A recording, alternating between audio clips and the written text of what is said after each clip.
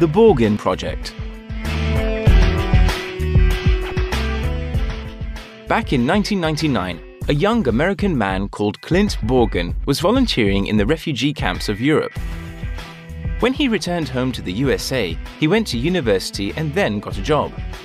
But he couldn't stop thinking about what he had seen. He realized he needed to draw the government's attention to poverty in other countries.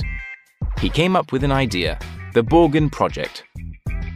With only a laptop and his monthly wages, Clint set up a non-profit organization that works to reduce extreme poverty.